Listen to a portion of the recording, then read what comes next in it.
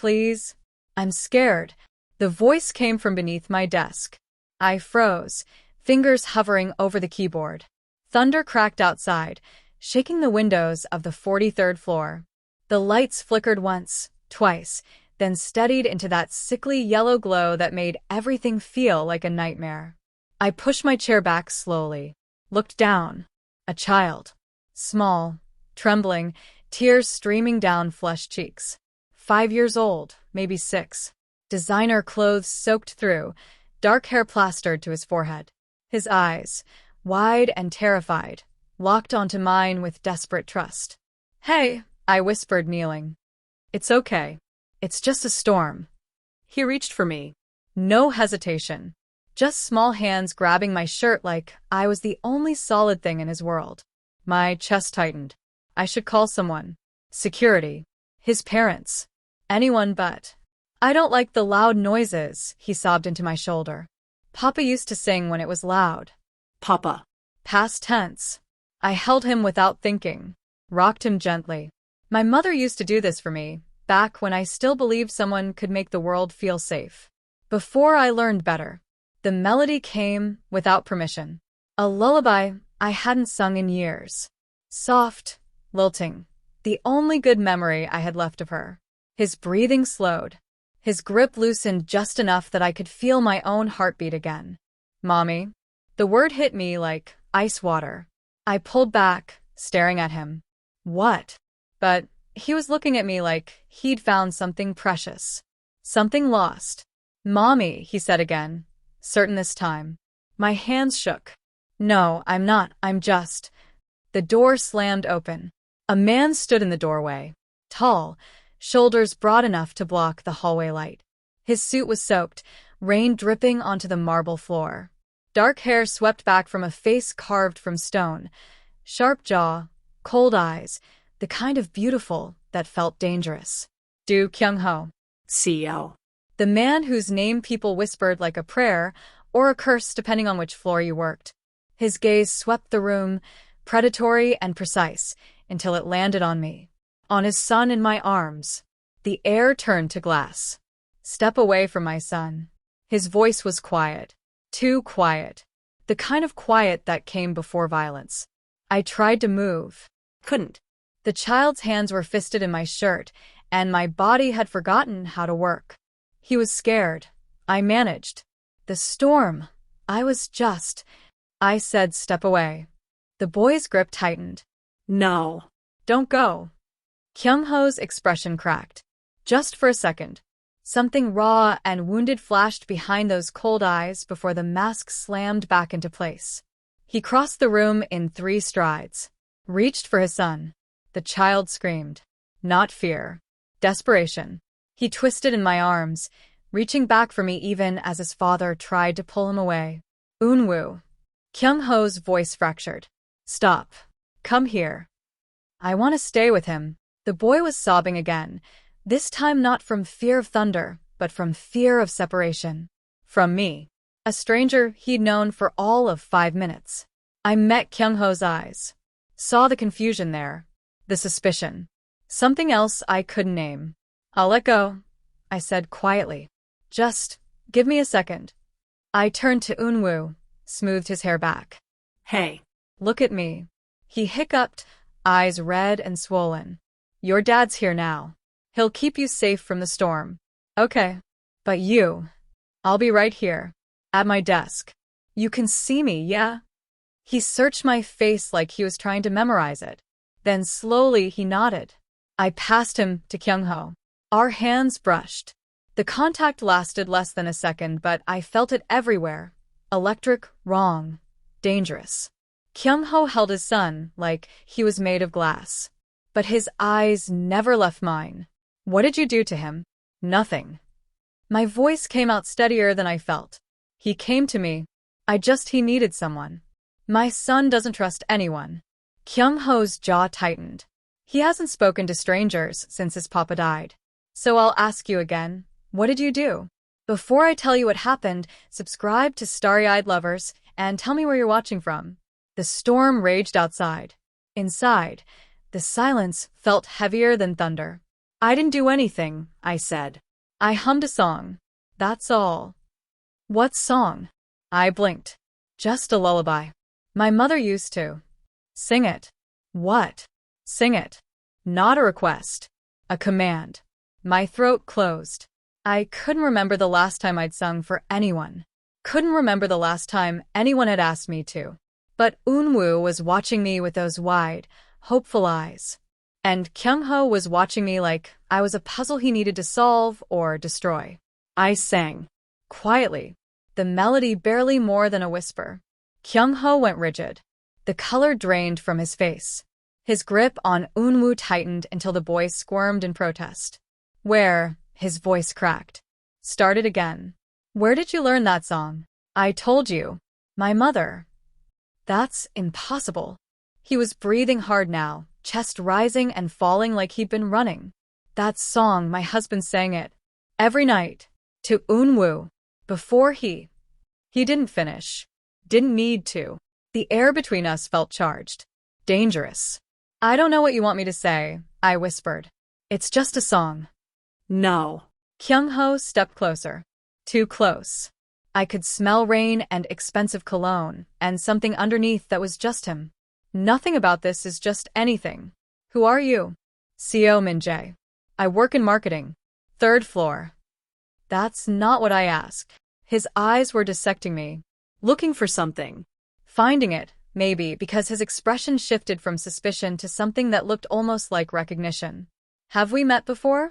No, sir. Don't lie to me. I'm not. My husband kept a journal. His voice dropped. Intimate. Dangerous. He wrote about a boy he met. Years ago. At a shelter. Said the boy reminded him of himself before I found him. Said he wanted to help him. Wanted to bring him home. My blood turned to ice. He drew pictures, Kyung-ho continued. Sketches. The face was always blurred. Like he couldn't quite remember. But the build was the same. The way he hunched his shoulders. The way he looked at the world like it might break him. He was so close now I could feel the heat of him. What's your full name? CEO Min-jae. Age. 28. Something clicked behind his eyes. A door opening. Or closing. You ran away from the shelter, he said. Not a question. A fact. 12 years ago. My husband spent months looking for you. He wanted to adopt you. Wanted to give you what someone had given him, a family. A home. I couldn't breathe. Couldn't think. Then he got sick. Kyung-ho's voice broke. And he died before he could find you. Eun-woo had fallen asleep against his father's shoulder. Exhausted from crying. From fear. From whatever had just happened between us. Kyung-ho looked at his son. Then, at me. You'll report to my office tomorrow morning. 8 a.m. I can't. That wasn't a request, Mr. CEO. He turned toward the door, then paused. Looked back. And, Min-jae. I couldn't speak. Could barely stand. Don't run again. The door closed behind him. I stood alone in my office, rain hammering the windows, thunder rolling through my chest. My phone buzzed. A text from an unknown number. Unknown. Where something professional. We have a lot to discuss. Then, a second later. Unknown. Thank you. For calming him. I haven't seen him that peaceful since Jae-sung died. I stared at the messages until my vision blurred. Outside, lightning split the sky. Inside, I realized my life had just been shattered by a 5-year-old calling me mommy and a CEO who looked at me like I was a ghost he'd been waiting 12 years to see. You're late. I stood in the doorway of his penthouse office, 7:59 blinking on my phone screen. Kyung-ho sat behind a glass desk the size of my entire apartment, backlit by floor-to-ceiling windows that made Seoul look like a circuit board sprawling beneath us. It's 1 minute to 8, I said. I expected you early. He didn't look up from the photographs spread across his desk. Even from here, I could see they were old, edges yellowed, corners bent from being handled too many times. I stepped inside. The door clicked shut behind me with the finality of a cell lock. Close the blinds, he said. My hand found the panel on the wall. The glass fogged too opaque, cutting us off from the rest of the building. From witnesses. Kyung-ho finally looked up. Dark circles shadowed his eyes. His tie was loosened, top button undone. Small concessions that made him look less like a CEO and more like a man who hadn't slept. Sit.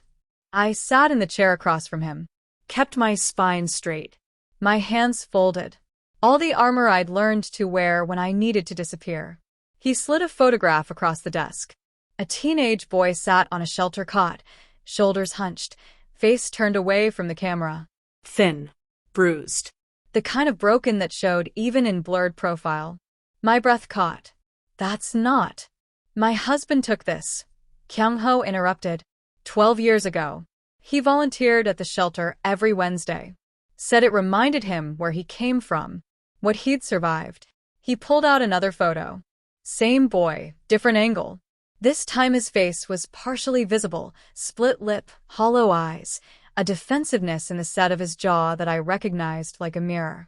He wrote about you in his journal. Kyung-ho's voice was eerily calm. Said you reminded him of himself before I found him. Said you had the same look, like you were waiting for the world to finish what it started. Why are you showing me this? Because I need to understand why my son looked at you yesterday and saw his dead papa. The words hit like a fist.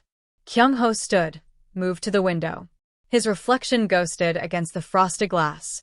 Jae-sung wanted to bring you home. Wanted to give you what someone gave him, a family. He laughed, bitter. He filled out the paperwork. Set up the room. Then the cancer came back and he spent his last 6 months dying instead of saving you. I didn't ask to be saved. No. He turned. You ran. The week before he planned to file the adoption papers, you disappeared. He searched for months. Hired investigators. Nothing. I stood, needing distance. I had my reasons. What reasons? He crossed the room faster than I expected. What could possibly? I was told I wasn't worth it. The words ripped out of me. The shelter director. He said your husband was wasting his time on a kid who'd end up dead or in prison anyway. Said I was too damaged, too broken, too. I stopped. Pressed my palms against my thighs to stop them shaking. Kyung-ho's expression shifted. The coldness cracked, revealing something raw underneath. Jae-sung never said that. I know, but I believed it anyway. Silence stretched between us. Heavy, suffocating. I need you to do something for me, Kyung-ho said finally. What? Take care of Eunwoo. I stared at him. You want me to babysit your son? I want you to be his caregiver. Officially. We'll say it's a company daycare program. You'll work for my office, but your primary responsibility will be Eunwoo when he's here. That's insane. He won't eat unless you're nearby. He screamed for 2 hours last night, asking where you were. He drew pictures of you, at breakfast. Kyung-ho pulled out his phone, showed me a child's crayon drawing. 2 stick figures holding hands. One tall, one small. Above them, a shaky word. Family. My throat closed. I can't afford to hire someone new, he continued. Can't risk another stranger. But you, he trusts you. For some reason I don't understand. You make him feel safe. I'm not qualified. You calmed him in 5 minutes when trained professionals have failed for 3 years. He stepped closer. I'm not asking, Min-jae. I'm telling you. Starting today, you work for me. Directly. And if I refuse? His eyes hardened. Then I'll make sure every company in Seoul knows you're too unstable to hold a position. I'll bury your career so deep you'll be lucky to find work cleaning toilets. The threat hung between us like a blade. You can't. I own half the city. I absolutely can. I should have walked out. Should have told him to go to hell. But the memory of Eunwoo's small hands clutching my shirt, the desperate trust in his eyes. 1 month, I said. Trial period. If it doesn't work, I'm gone, and you don't interfere with my career. Kyung-ho extended his hand. Deal. I took it. His grip was firm, warm, and lasted a fraction too long. By noon, the entire company knew. Whispers followed me through the hallways. Eyes tracked my movement from Kyung-ho's private elevator to the executive floor. The rumors were already mutating. Secret affair, hidden child, scandal waiting to explode. I ignored them all. focused on the little boy sitting on the couch in Kyung-ho's office, coloring with an intensity that suggested the world's survival depended on staying inside the lines. "What are you drawing?" I asked, sitting beside him. "Papa." He didn't look up. And Daddy. And you. He turned the paper around. 3 figures again. This time with more detail. The tallest had Kyung-ho's dark hair and sharp suit. The middle one had glasses and a gentle smile. The smallest was Eun-woo himself. And me. Standing beside them. Part of the picture. "That's beautiful," I said carefully. "But I'm not. You sing Papa song." Eun-woo looked at me with those devastating eyes. "That means you knew him. That means you're supposed to be here." Child logic. Absolute. Unshakable. The office door opened. Kyung-ho entered with 2 other men, one in an expensive suit, the other in designer casual that screamed old money. "Min-jae." Kyung-ho's voice shifted to professional. "This is Park Jin-woo, head of legal, and my cousin Han Jun-seo." Jun-seo studied me with unconcealed curiosity. He was handsome in an easy way, warm smile, relaxed posture, the kind of person who made you feel safe before you realized how dangerous that was. "So you're the one," Jun-seo said. "The one what?" "The one who got Eun-woo to smile. Would you risk everything for love?" Subscribe to Starry-Eyed Lovers and comment where you're watching from. Jin-woo opened a folder. "We need to discuss the legal implications of this arrangement. If word gets out that Mr. Seo is living in proximity to your son without proper vetting." "He's been vetted," Kyung-ho interrupted. "By whom?" "By me." "That's enough." Jin-woo's jaw tightened. "With all due respect, your personal feelings are none of your concern." Kyung-ho's voice dropped to ice. "Draw up the employment contract. Make it ironclad. Mr. Seo is now my executive assistant with childcare responsibilities. Anyone who has a problem with that can discuss it with me directly." The lawyer left, frustration evident in the set of his shoulders. Jun-seo lingered. "Can I speak with Min-jae? Privately?" Kyung-ho's eyes narrowed. "Why?" "Because I actually want to get to know the person you're trusting with your son. Unless you're afraid of what I might find."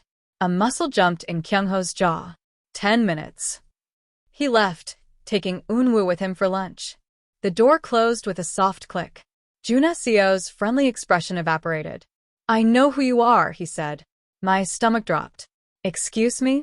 Seo Min-jae, formerly of the Bright Hope Shelter. Ran away at 16 after Director Kong told you that you weren't worth the effort of saving. He moved closer. "Jae-sung told me about you. Showed me the photos. Made me promise that if anything happened to him, I'd find you and bring you home. Then you know I don't belong here. I know you're exactly where Jae-sung wanted you to be." His voice softened. "But you need to understand what you're walking into. Kyung-ho hasn't let anyone close since Jae-sung died. Not family. Not friends. Definitely not." He gestured vaguely between us. "Whatever this is becoming. It's not becoming anything. I'm here for Eun-woo. Keep telling yourself that." Jun-seo pulled out his phone, showed me a photo. Kyung-ho asleep in his office chair, Eun-woo curled in his lap, both of them looking exhausted. This is what the last 3 years have looked like. No sleep. No peace. Just survival. He swiped to another photo. Kyung-ho at a company event, surrounded by people but utterly alone. Eyes empty. Then you showed up and suddenly Eun-woo is smiling and Kyung-ho is threatening lawyers, and everything is chaos. Jun-seo met my eyes. "I need to know if you're going to break them when you leave." "I'm not planning to break anyone. Plans don't matter. Jae-sung's family is already circling. They never approved of Kyung-ho. Thought he corrupted their son. If they find out about you, about how close you're getting, they'll use it as proof that Kyung-ho is unfit. They'll take Eun-woo." Ice flooded my veins. "They can't. They can. They have lawyers, money, social standing, and they've been waiting for an opening." He gripped my shoulder. "So, I'll ask you again. Are you staying or leaving? Because if you're leaving, do it now before that child's heart breaks." "Before Kyung-ho," he stopped. "Just don't make me watch them fall apart again." The door opened. Kyung-ho stood there with Eun-woo on his hip, lunch bags in hand. "Time's up," he said to Juneseo. His cousin left with a pointed look in my direction. Eun-woo squirmed down, ran to me. "I got you a sandwich." He thrust a paper bag into my hands. Inside, a sandwich cut into neat triangles, an apple, a juice box. The kind of lunch a parent packs. "Thank you," I managed. Kyung-ho watched us. Something unreadable in his expression. "Eat," he said. "Then we have work to do." The afternoon passed in a strange domestic routine. Eun-woo colored while Kyung-ho and I worked through contracts, reports, correspondence. Every so often, the boy would climb onto the couch between us, seeking contact, reassurance. And every time, our hands would brush as we both reached to steady him. By 5 p.m., Eun-woo had fallen asleep against my side, warm and trusting. Kyung-ho sat across from us, contract forgotten, just watching. "He never did that with anyone else," he said quietly. "Maybe he just needs." "I know what he needs." His voice was rough. "I just didn't think I'd find it." The city lights began to flicker on below us, Seoul transforming into a constellation. "Can I ask you something?" I said. "You can ask." I might not answer. Why does it matter? Why I ran? Why I came back? I'm just. You're not just anything. He stood, moved to where I sat, looked down at me with an intensity that made my pulse stutter. "Jae-sung wrote about you for months. Said you had his eyes, the same fear, the same fight. He wanted to give you what I gave him. A home. A future. A reason to stop running." He crouched down, eye level now. Too close. His gaze dropped to where Eun-woo slept against me, then back to my face. "You make my son feel safe," he whispered. "And I haven't felt anything close to peace since the day Jae-sung died. So no, you're not just anything. You're the first thing that's felt right in 3 years." I couldn't breathe. Couldn't think past the heat of him, the weight of his words, the impossible situation we were in. "I'm your employee," I said. I know what this is." His hand lifted, almost touched my face, then fell. "But I can't stop." The door burst open. A woman in a power suit stood there, camera crew behind her. Security scrambling to catch up. "Mr. Du," she said with a vicious smile. "Care to comment on the rumors that you're keeping a male mistress in your office and exposing her son to inappropriate relationships?" Kyung-ho stood, positioning himself between her and us. "Get out. The public has a right to know." "Security." His voice cracked like a whip. "Remove them. Now." But the camera had already captured it. Me on the couch with Eun-woo asleep in my arms. Kyung-ho standing over us, protective and possessive. The perfect scandal. As security dragged the reporter out, Kyung-ho's phone exploded with calls. Messages. Alerts. He looked at the screen, then at me. "It started," he said. And I knew everything was about to change. "Don't read the comments." Kyung-ho's voice cut through the silence of his car. Rain hammered the windows as his driver navigated Seoul's evening traffic. Eun-woo slept between us, oblivious to the chaos his innocent attachment had triggered. I kept my phone face down on my lap. But I'd already seen enough. CEO's boy toy exposed. Predator targeting grieving family. Disgusting. That child needs protection. The headlines were worse. Photos of me leaving Kyung-ho's office, Eun-woo's small hand in mine. The angle made it look intimate. Staged. Wrong. "They're calling for my resignation," I said quietly. "Let them call." Kyung-ho's jaw was set, eyes fixed on the road ahead. "I'm not accepting it. This will destroy your company. Your reputation." Eun-woo is finally sleeping through the night for the first time in 3 years.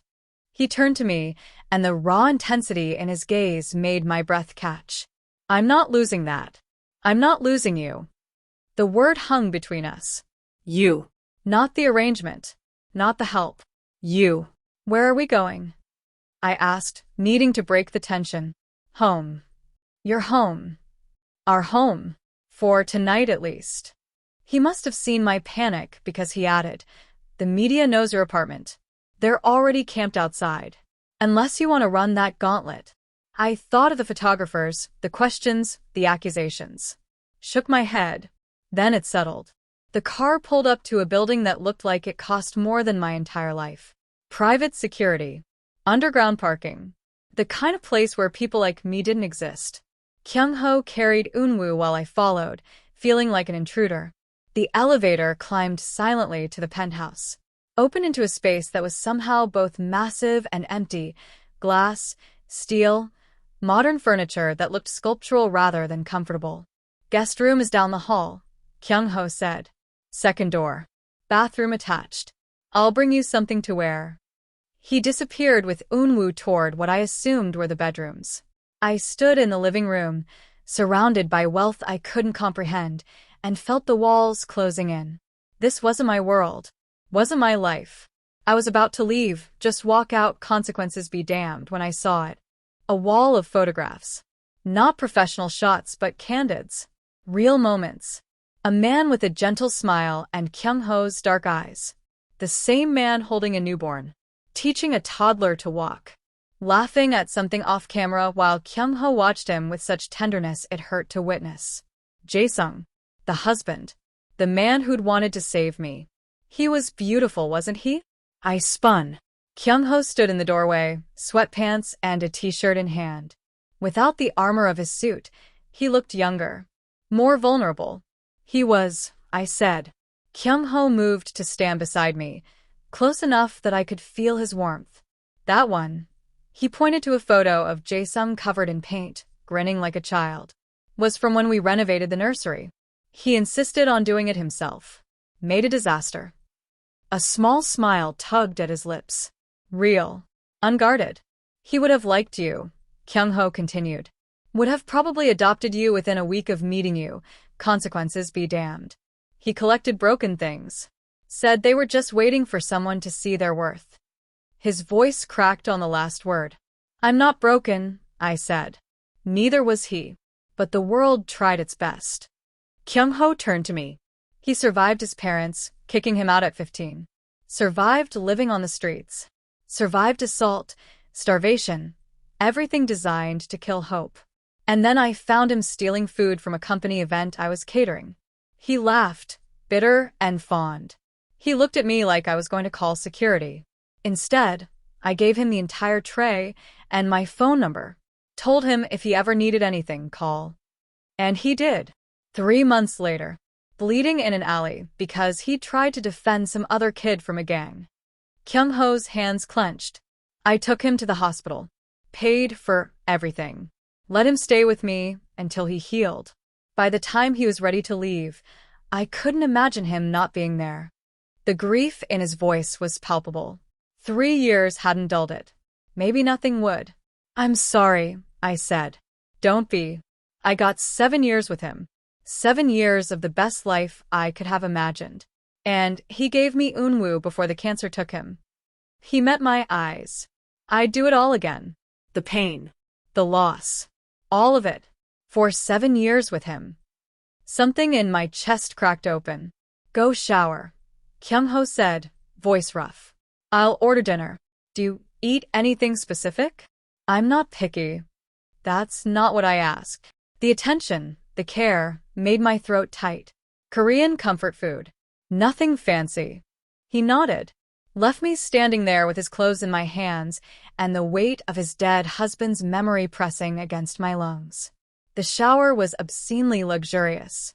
Multiple jets, rainfall head, marble everywhere. I stood under the hot water until my skin turned pink and the panic in my chest dulled to a manageable ache. Kyung-ho's clothes smelled like expensive detergent and something underneath that was distinctly him. The sweatpants were too long. The shirt hung loose. I looked like a kid playing dress-up in his father's closet. When I emerged, the apartment smelled like home.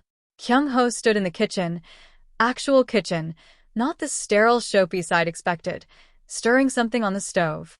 Eunwoo sat at the counter in pajamas, coloring. Min-jae. The boy's face lit up. Daddy's making Papa's soup. I froze. Kyung-ho's shoulders tensed. It's kimchi jjigae, he said without turning. Jae-sung used to make it when things were hard.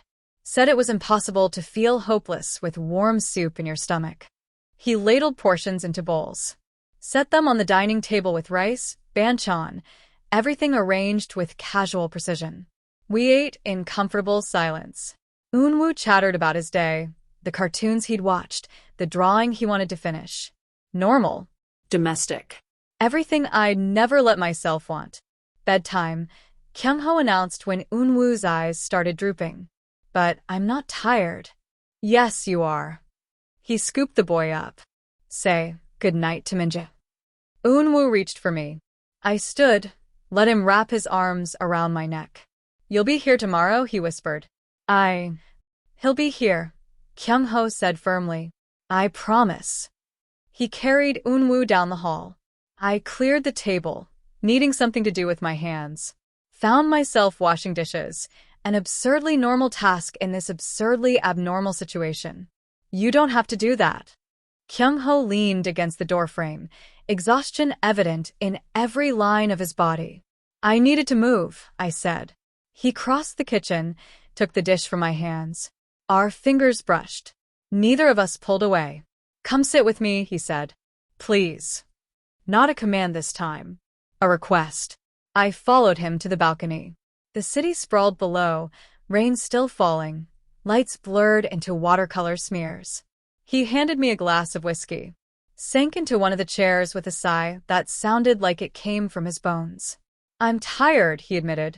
So fucking tired. I'd never heard him curse. Never heard him sound this human. When Jae-sung died, I thought he stopped. Started again.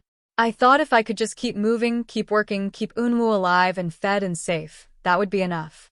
That I could function on autopilot until the pain stopped. Did it stop? No. It just became background noise. He took a long drink. Then you appeared and suddenly I'm feeling things again, and I don't know if I hate you or... He cut himself off. The rain filled the silence. My last relationship ended with him telling me I was too damaged to love. I said quietly. That trying to fix me was exhausting. That he'd done enough and I should be grateful anyone tolerated me at all. Kyung-ho's grip tightened on his glass. I believed him. I continued. Believed I was broken beyond repair. That the best I could hope for was to be useful. To earn my place by being needed rather than wanted.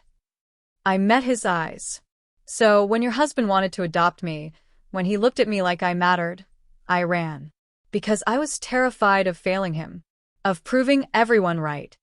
You were 16. I was convinced I was poison. And now, I looked at the city. At the rain. At this impossible moment.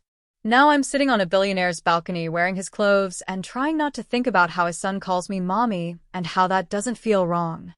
Kyung-ho laughed. Actual laughter, rough and surprised. Have you ever loved again after loss? Share your story in the comments. This is insane, he said. Completely. The board is going to lose their minds.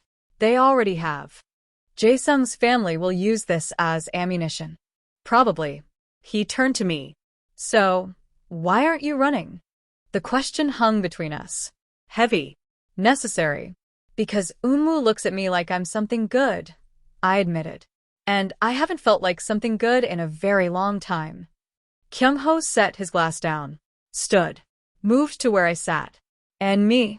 His voice was barely above a whisper. How do I look at you? My pulse thundered. Like you're trying to decide if I'm real or another ghost. You're real. He reached out, fingers ghosting along my jaw. Too real. It's terrifying. I should have pulled away. Should have reminded him about power dynamics and professional boundaries and all the reasons this was dangerous. Instead, I leaned into his touch. I can't promise I won't break, I said. I'm already broken. We'll figure it out together. His thumb brushed my lower lip. A question. An offer. I answered by standing, closing the distance between us. The kiss was soft. Tentative. His lips tasted like whiskey and rain and something sweet underneath. He cupped my face like I was precious, breakable, worth protecting. When we pulled apart, his forehead rested against mine. I don't know how to do this, he whispered. Neither do I. Good. We can be terrified together. He kissed me again, deeper this time. His hand slid into my hair, and I gripped his shirt, and for a moment the world narrowed to just this, heat and breath and the impossible rightness of his mouth on mine. A sound from inside made us break apart. Eun-woo, calling out in his sleep. Kyung-ho pressed one more kiss to my forehead. I should. Go. I'll clean up. He hesitated, like he was afraid I'd disappear. Then nodded and went inside. I stood on the balcony, rain misting my face, lips still tingling from his kiss. My phone buzzed. A text from an unknown number. Unknown. Saw the news. Interesting development. We should talk. Director Kong. Ice flooded my veins. The man who'd told me I wasn't worth saving. Who'd driven me to run. Another text. Unknown. I have information about Jae-sung's family. About their plans for Eun-woo. Meet me tomorrow. Alone. Or watch everything you're building burn. I deleted the messages. Hands shaking. Inside, I could hear Kyung-ho singing softly to Eun-woo. The same lullaby I'd hummed. The one that had started all of this. I'd spent 12 years running from the past. Now it was coming for me. And this time, I had something to lose. You're making a mistake. Hyun-shik's voice carried across the private dining room where the syndicate's inner circle gathered. 12 men who controlled Seoul's underground, seated around a table that had seen more blood spilled than wine. Jun-woo stood at the head, Ada beside him in a simple black dress that somehow made her look regal. The twins waited in an adjacent room with Min-jae, close enough to call if needed but shielded from the worst of this world. I'm making a declaration. Jun-woo's tone was conversational, but every man in the room recognized the steel underneath. These are my children. This is their mother. They are under my absolute protection. Protection? Hyun-shik leaned back, fingers steepled. Or liability. You've exposed your greatest weakness to every enemy you've ever made. Then let them come. The invitation was casual, deadly. Let's see how that works out for them. Murmurs rippled around the table. Some approving, others uncertain. Power dynamics were shifting in real time. An older underboss, Choi with white hair and shrewd eyes, spoke up. The boy has your face. Anyone with eyes can see it. He nodded respectfully to Ada. And the woman. She carries herself well.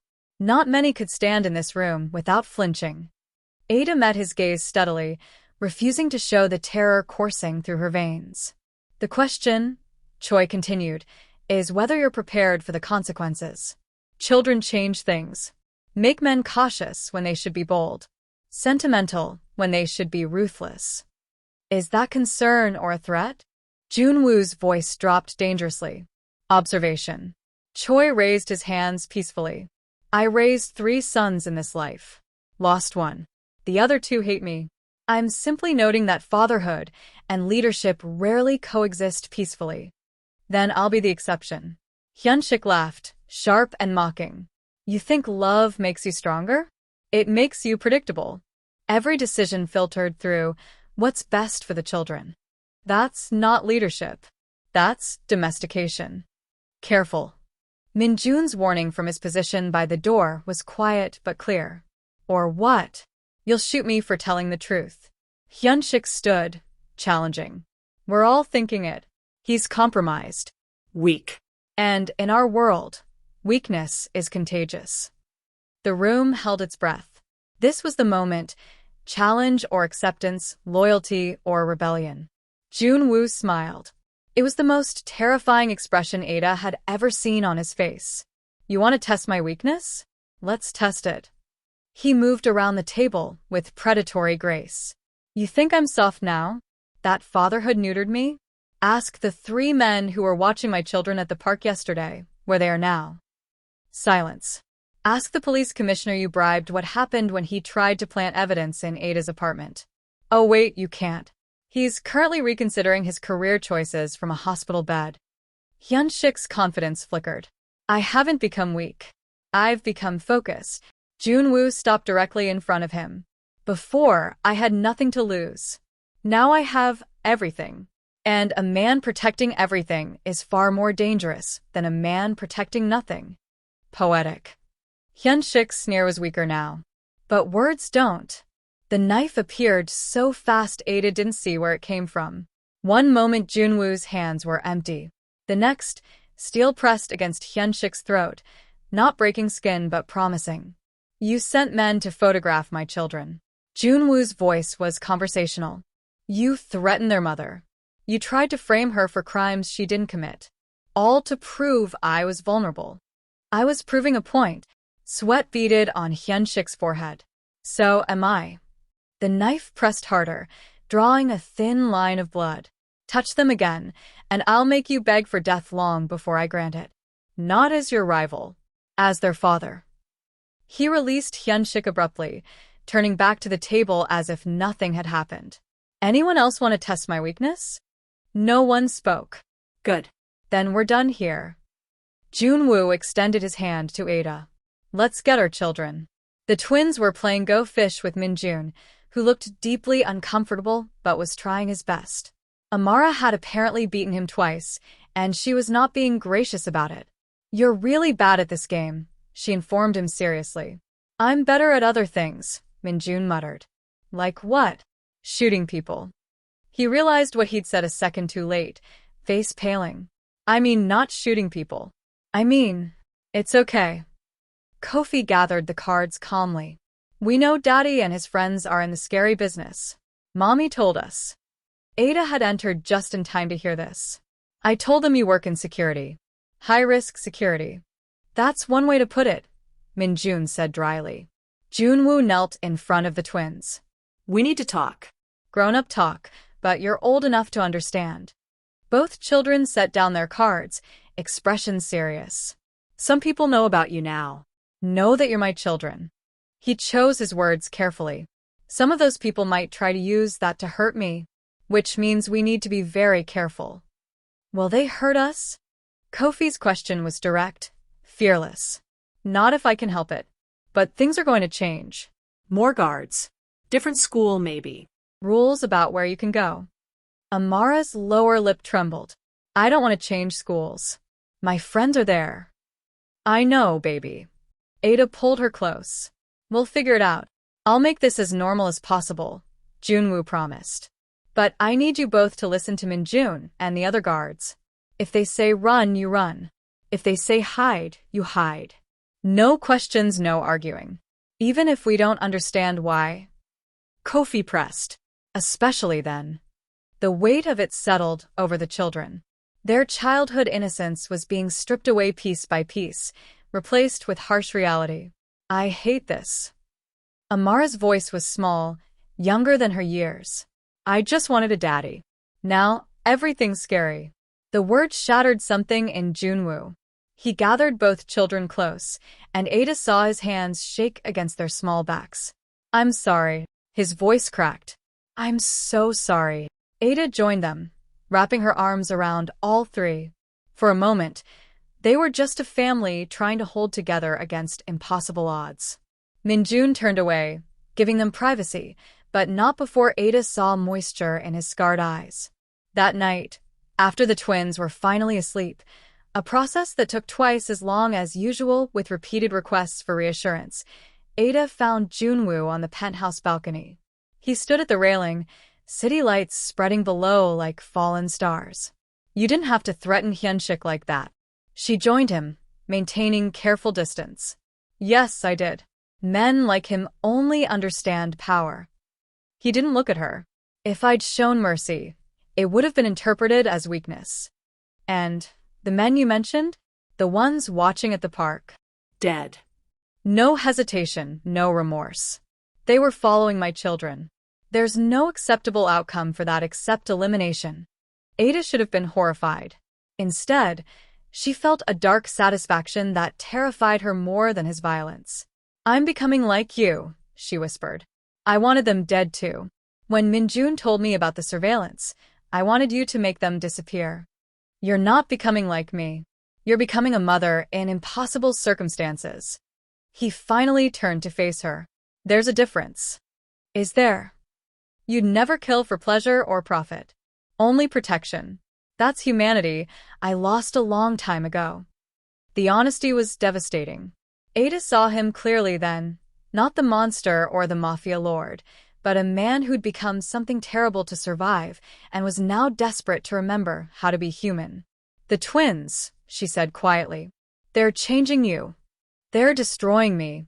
His laugh was hollow. "Every time Amara calls me daddy, every time Kofi asks if I'll be at his game, I feel parts of me that died years ago trying to resurrect. It's agony." "Good." He blinked, surprised. "Good that it hurts. Good that they're breaking through." Ada stepped closer, close enough to feel his warmth. Because the man who pushed Amara on that swing, who promised Kofi he'd be there, that's the father they deserve. Not the one who threatens people with knives. What if I can't be both? What if trying to be their father makes me weak at exactly the wrong moment? Then you'll have failed spectacularly while trying to do the right thing, which is more honorable than succeeding at being a monster. Their eyes locked. The air between them charged with 5 years of unresolved tension, fear, hope, and something neither wanted to name. "That night," Jun-woo said softly, "on the rooftop, I told myself it was just physical. Just two lonely people finding temporary comfort. It was." But her voice lacked conviction. "Liar." He raised his hand, hesitating, then cupped her face with heartbreaking gentleness. "I knew after 5 minutes of talking to you that you were dangerous. After an hour, I knew you'd ruin me for anyone else. And when I woke up alone, I knew I'd spend the rest of my life looking for something that felt like those few hours." "Stop." Tears spilled over, hot against his palm. "Why?" "Because I felt it too. Because I've compared every man to you for 5 years, and they all came up short. Because I hate you for putting us in danger and love you for trying to save us, and I can't reconcile those things. So don't." His forehead touched hers, breath mingling. "Just feel them both. Let them coexist." The kiss was inevitable. Soft at first, tentative, then deepening with 5 years of longing and grief and desperate hope. Ada's hands fisted in his shirt, pulling him closer. His arms wrapped around her like he could shield her from the world through sheer force of will. When they finally broke apart, both breathing hard, reality crashed back. "We can't," Ada gasped. "The twins, the danger, everything." "I know. This is a terrible idea. I know. We should focus on their safety, not whatever this is." "I know." He kissed her again, softer this time, almost reverent. "But I'm done pretending I don't want this. Want you. Want all of it." Before Ada could respond, her phone rang. Unknown number. Her stomach dropped. She answered, hands shaking. "Hello." Static, then a voice she didn't recognize, digitally distorted, deliberately menacing. "Pretty family you've built. Would be a shame if something happened." The line went dead. Jun-woo's expression went from tender to lethal in a heartbeat. He took the phone, already dialing. "Min-jun, trace that call. Now." "On it." Min-jun's voice was alert despite the late hour. "But boss, there's something else. Just came through on the network. You need to see this." Jun-woo pulled up the message on his phone. Ada watched color drain from his face. "What? What is it?" He turned the screen to her. A single photograph. The 4 of them on the balcony moments ago, kissing, completely unaware they were being watched. Text below. "Beautiful. Would be ashamed to destroy it. K, asterisk, asterisk." "Who's K?" Ada's voice was barely a whisper. Jun-woo's hand gripped the railing hard enough that his knuckles went white. "My brother. The one who betrayed the family 5 years ago. The one I thought was dead." "Thought?" "I never found the body. He was already moving, pulling Ada back inside. I assumed the fire killed him, but if he's alive, why would he come after us? Revenge. He blames me for his exile, for his supposed death." Jun-woo was texting rapidly, coordinating security. "And he knows the best way to hurt me is through you." Min-jun burst through the door, 3 guards behind him. "Perimeter's secure, but we found this on the building across the street." He held up a high-powered camera, professional grade. "Whoever planted it knew our blind spots." "How long has it been there?" "Could be days. Could be weeks. Min-jae's expression was grim. We're checking the footage now, but if it's your brother, he knows everything. Jun-woo finished. Our routines, our defenses, our weaknesses. Ada felt the world tilting. The twins. We need to move them. Already arranged. Safe house is prepped. Min-jae gestured to the guards. We leave in 5 minutes. Ada rushed to the bedroom where Kofi and Amara slept peacefully, unaware that their world was about to be uprooted again. She knelt between their beds, drinking in their innocent faces. Jun-woo appeared behind her, his presence solid and reassuring despite the chaos. We'll keep them safe, he promised. Will we? Ada looked up at him, tears streaming freely now. Or are we just delaying the inevitable? There's no inevitable except what we make. He helped her to her feet. And I'm making damn sure my brother doesn't touch them. They woke the twins as gently as possible. No time for explanations, just quick reassurances and warm clothes. Amara cried, confused and frightened. Kofi was silent, but his hand clutched Ada's with crushing force. As they moved through the penthouse toward the private elevator, Ada caught sight of their reflection in the window, for people bound by blood and circumstance, fleeing into the night. A family forged in fire, running from ghosts. The elevator doors closed on their uncertain sanctuary. And somewhere in the darkness outside, a man who shared Jun-woo's blood and none of his newfound humanity watched their escape with patient malice. The game was just beginning.